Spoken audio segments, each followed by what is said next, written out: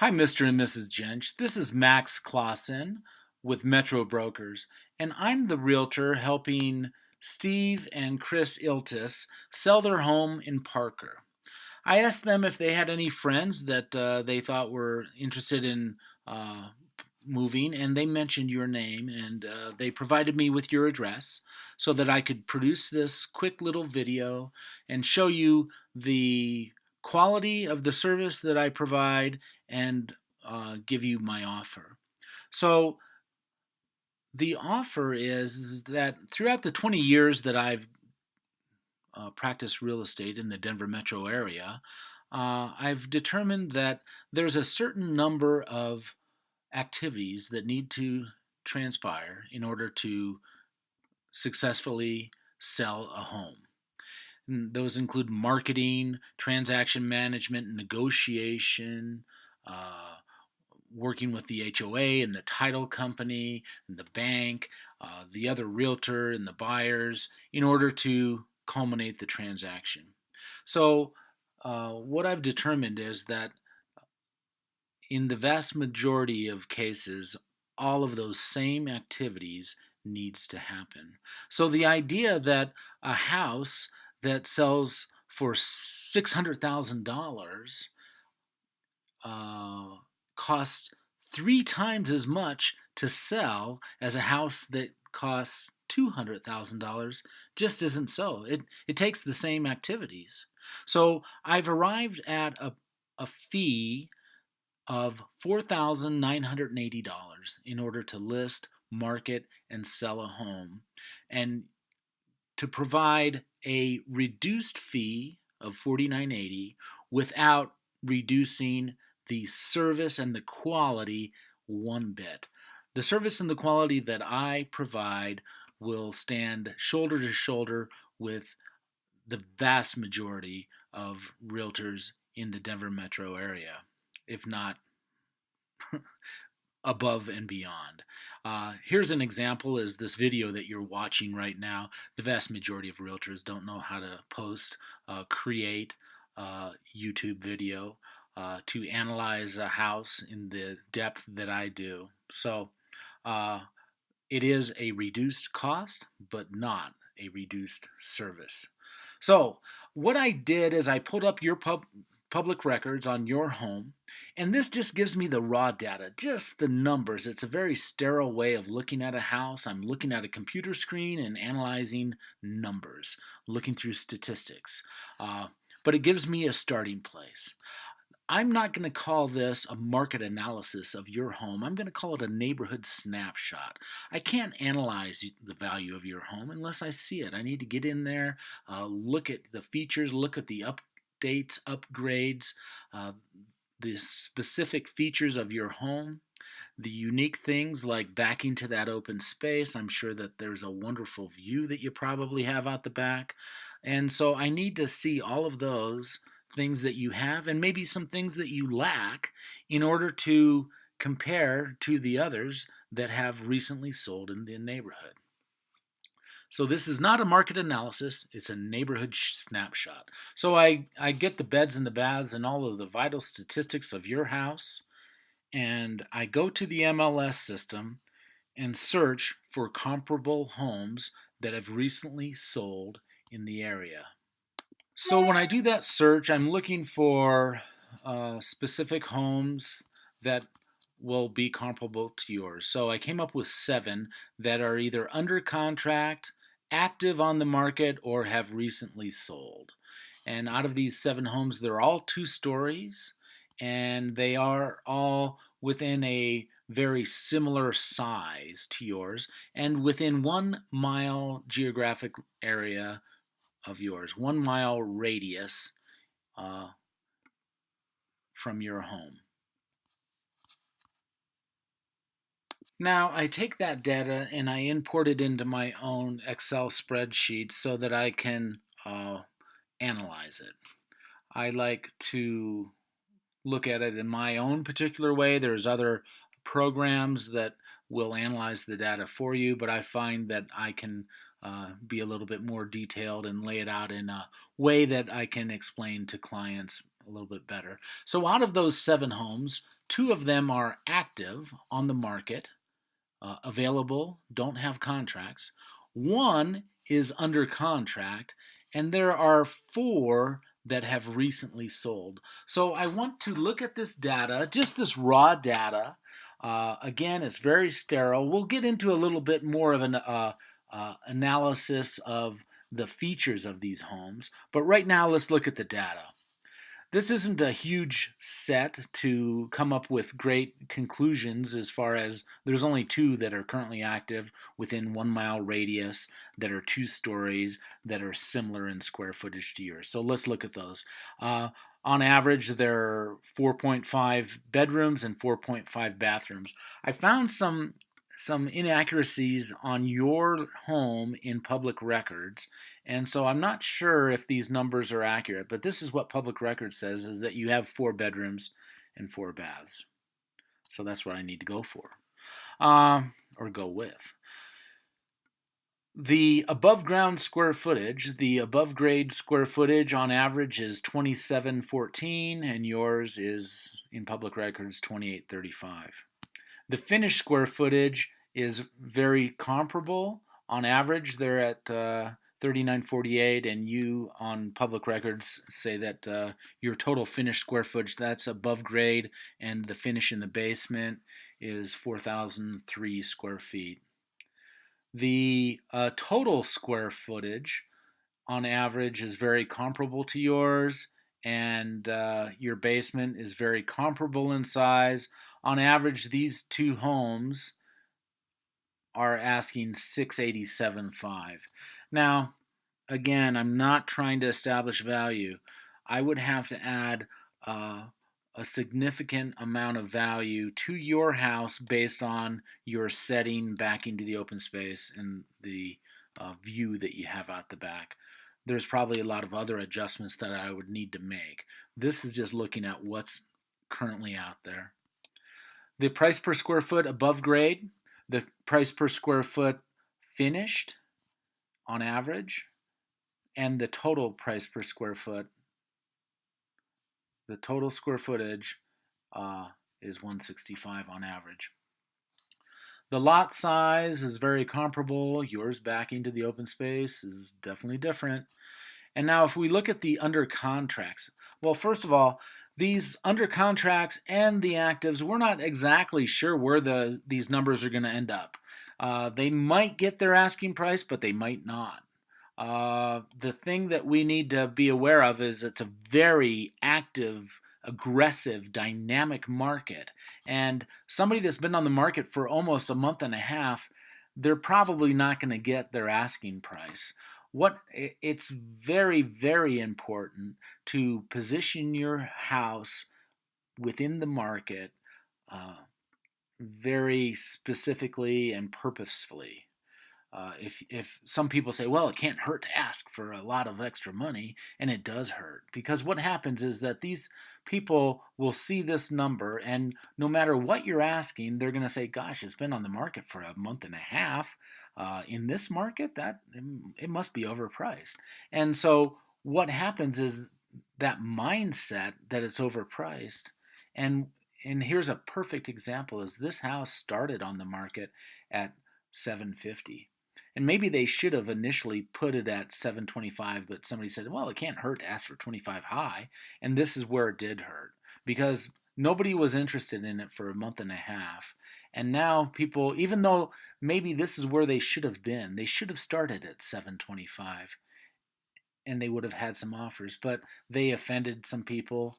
People weren't interested. And so now, no matter what they're asking, at $725 instead of the $750 they started, people are not going to give it to them. That's just the nature of the psychology of what we're up against right now.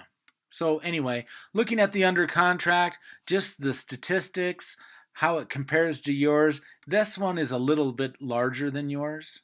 The finished square feet's a little bit larger. The above grade square foot's a little bit larger, not significantly, maybe 10%.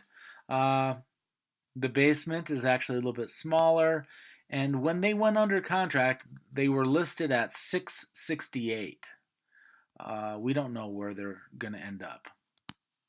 Now, these sold numbers are what appraisers actually use. Appraisers will go to public records. These are real numbers. They are recorded with the county clerk and recorder, and this is the price that it sold for. So a little bit larger group. We got 4 in this set. On average, they have 5 bedrooms, 4 baths compared to yours. A little bit smaller on average compared to yours. A little bit smaller finish compared to yours. The total square foot a little bit smaller than yours. And the basement, again, yours is a little bit larger. Now, I caution you, don't look at this number as a value of yours. It is not. Um, I went back a little bit further in time than appraisers are going to go in order to come up with some of these comps. I wanted to pull up one that was going to be right in your neighborhood, and it's this one on 54th Place. You might be familiar with that home. And this is a 10-month-old listing or a 10-month-old sale. So it's not in our current market. It's not an accurate sale. I would have to make, and an appraiser would have to make adjustments as far as the time, because 10 months ago we are in a different market now than we were 10 months ago. It's gone up. So we'd have to add a certain percentage of increase in value. I would have to look at it and compare every one of these comps. I would have to look at every one of these comps and compare, does it have an extra bedroom? Does it have an extra bath? If yours has more bedrooms, I need to give yours a little bit more value there. I need to give yours more value for the setting with the yard. Do they have more garage spaces? Maybe I'd have to detract a little if yours didn't have a 3-car garage. I have to look at every aspect. Is it updated? Do they have a beautiful brand new kitchen and yours doesn't, or vice versa? So adjustments as far as additions and subtractions in value need to be made in order to come up with that accurate value. And I can only make those adjustments if I see what you have. But looking at the raw data, we just compare the numbers and see the days. This is days on the market is 20. So in a very aggressive market like we're in right now, just because a property, a sale might happen quickly, doesn't necessarily mean it's easier. You might have to look at multiple offers and assess each one of those offers and talk to different lenders to see how qualified each buyer is, and if a job has to happen very quickly, in most cases doesn't make it any easier. It actually might make the task more difficult because of the short time frame that it has to happen. So looking at those numbers. Now let's look at the features that these top 4 houses have so we can kind of compare them, or at least you can compare them to yours. So if I go back to the MLS and I pull up these actives, now this one is listed for $725. See, it started at $750 and now they're asking $725, and it's been on the market for 42 days. It's kind of a step up maybe from yours as far as the curb appeal. It has a lot more of the brick front, has the 3-car garage. But let's take a look on the inside and see how it compares to yours. You're going to have to be the guide there. I'm going to click through these photos kind of quickly, and if you want to stop and take a closer look, by all means do. It's a beautiful home. It's ready to move into. These coffered ceilings were really popular in the 90s, early 2000s, but they've kind of gone by the wayside. So there's some really nice features. It's a very clean, move-in ready condition. But as far as what people would choose right now, if they were able to go to a design center and pick out exactly their flooring and cabinets and their sheetrock details and stuff, some of this stuff is a little bit dated. The kitchen, the cabinets are a little bit dated, and again, the sheetrock work with the soffits there aren't what people are putting in brand new homes. But this isn't a brand new home. The golden oak cabinets, again, same thing. These are nice and clean and probably high quality, but they aren't what people are looking for right now. It's not going to stop people from buying this house. But if somebody was to remodel this kitchen, this isn't a full blown remodel. They've updated some of the appliances. They got a gas range there, but the cabinets would need to be included in getting rid of the soffits if it was going to be a total remodel to this kitchen.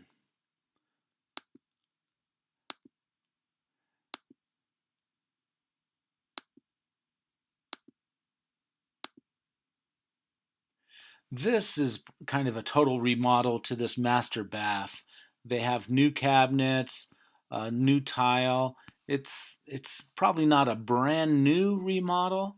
The 12 by 12 people are getting into a little bit more dimensional things, uh, not just squares, but it's a very nice remodel. So here's an example. It's not quite total because of this. You know, they kept this surround. This is the gold original builder grade surround, and so they replaced the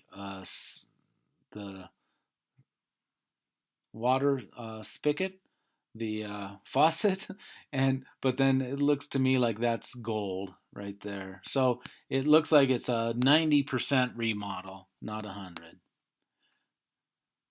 Looks pretty nice in there. That's the secondary bathroom.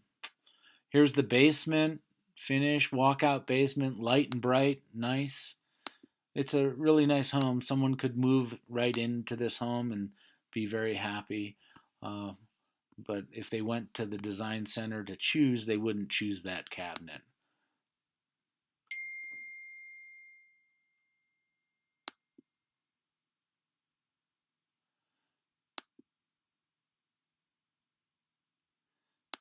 So this one is backing to a neighbor. It's got a nice yard, but it's not uh, back into open space. Let's take a quick look at this next one. This next one is for sale, active, available, on the market at 650. So they haven't done a price reduction. They put it on the market at 650, and that's where they are still. And I think that one was what, 19 days on the market. Let's take a look at the interior features and the finishes. It's got that nice brick front, 3-car garage, kind of nice curb appeal. And this one has some wild colors, some real wild colors. And I think the majority of people uh, are gonna, that's not what they would choose. Let's just say that. And then uh, a real basic kitchen. It's got the golden oak, and this one actually has laminate for formica countertops and white, pretty basic appliances, and some wild colors. There's the turquoise and the red, and you'll see a lot of crazy colors in here. So I think a lot of people are going to look at that as an expense to change out these colors, or as a lot of work if they're going to do the painting themselves.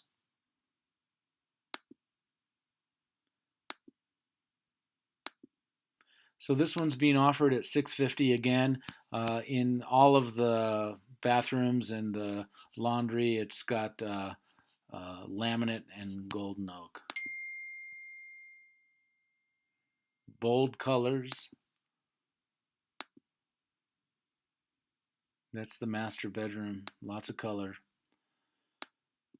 So that personalization is kind of tough, especially when you go aggressive. It makes it difficult. I just threw my phone across the room. Here's the basement, and it's a cellar. It's in the ground basement. It's not. Here's an example of the window. It's not a walkout basement like that other house. And so this backyard is pretty tight up against the neighbor in the back, but it has a large side yard. So looking, here's the backyard. I would guess that hedge is pretty much on a fence line, and then uh, the large section is off to the side. So you can see the fence coming right through here with the neighbor to the back. So not a lot of privacy other than that hedgerow. And then let's look real quickly at the next one. This one is under contract. They started at $675. They dropped it $7,000, and then it went under contract. We don't know what the contract price is. It took them 42 days to go under contract, so I would guess it's probably not there, but it's speculation on my part. It has a 2-car garage, a lot of brick on the front. Nice, this walkway I think is an addition, and they actually have lighting in there. It's pretty nice, but tight with neighbors. They do have some color in here. It's not quite as aggressive as the other one.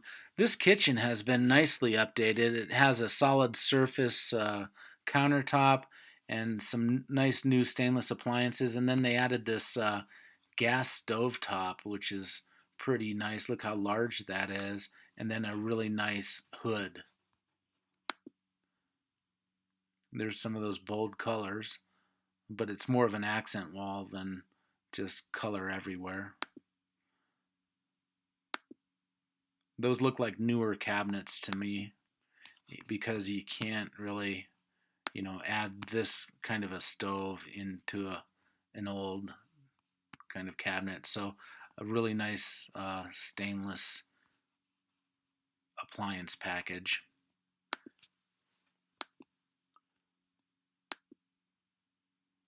So the yard out here, you can see they have their fence, then there's a green belt in between, and then another fence, and then the houses. So they're not sharing a common fence with the backyard neighbor. They have some distance in between them. A lot of hard surface floors, and this is like a butler's pantry between the kitchen and the dining room. That's a secondary bedroom that has a bathroom, probably a Jack and Jill situation, and but it's got the laminate and original equipment. It looks like to me in the bathroom there. They didn't remodel that. Some bold colors. Yeah, that's the Jack and Jill. So you see that bedroom behind us. Here's the master. You can see the green belt area that's behind the house. This is pretty original looking. It has tile countertops and wood edging, the maple cabinets. It looks like it's original stuff. There's those are $20 lights at Home Depot, and there was one of those in the master. I can see the reflection of it in the mirror. So not a lot of updating, upgrading, other than the kitchen. They did a really nice job in the kitchen. This is the basement, and a lot of times people do a lot nicer things in the basement than they have from the builder upstairs, but they use the same tile with a wood trim countertop here in the basement. They have the same wood and tile countertop at the bar. This is an in the ground basement. A lot of those coffered ceilings. Maple cabinets. Looks like pretty standard throughout. This is the basement bathroom, and there's that wood trim with the tile. So it's not. It's maybe better than what the builder put in, but it's also just a little bit dated. So here's the backyard. You can kind of get a good view on this one. So you can kind of see there's the ribbon of the patio, there's the ribbon of the grass, and then there's the xeriscape, followed by the fence, and then the uh, open space area behind. And it doesn't have a trail, so you don't have necessarily a ton of people walking behind you. But there's the mountain views. So, you'd have to go stand on the top of the fence to see the mountains to the west.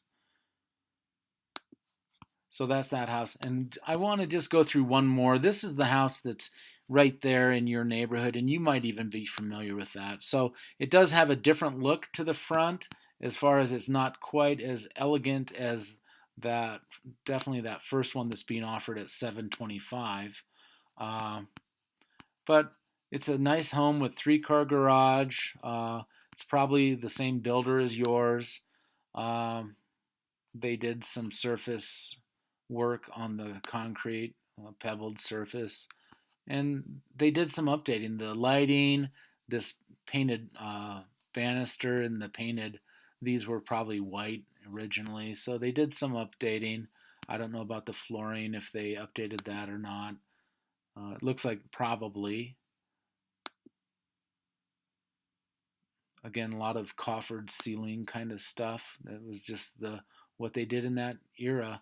And they built these built-ins, that fit a big old 36-inch TV, which doesn't really matter anymore. This kitchen, I'm not sure about the cabinets, if those have been painted or if they are white, uh, manufactured white. But this is a laminate Formica type countertop. Updated, a nice gas stove and a nice fancy French door refrigerator, some pendant lighting that they've updated. So nicely cared for and an updated home. Not necessarily remodeled, but updated. A lot of laminate countertops.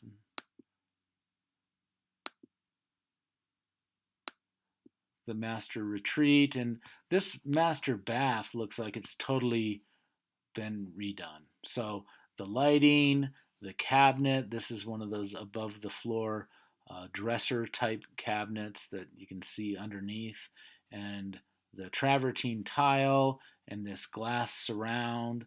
Everything looks completely new in this kitchen or bathroom remodel. And I think this is a laundry that they added up in the master suite. Secondary bedroom. This is I think this is granite. So this is another bathroom remodel in the upstairs. Here's an example. They did a lot there, but they haven't quite got around to changing out the golden levers for the door and the hinges. So that's just that 97% remodel, let's call it. It's kind of picky, but I think a lot of buyers are pretty picky too. So really nice basement finish.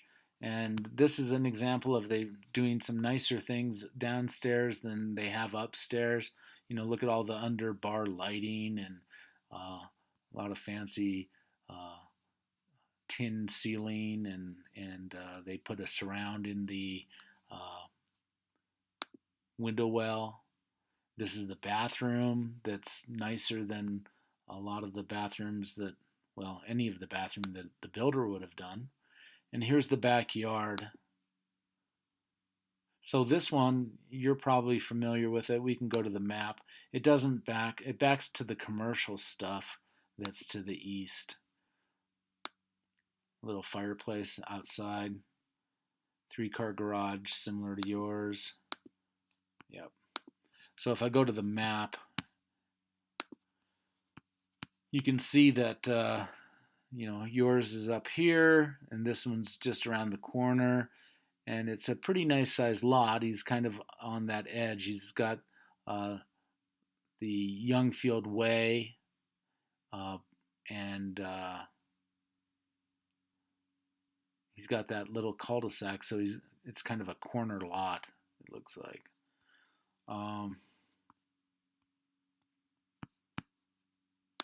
So there you have it. That's just a quick neighborhood snapshot.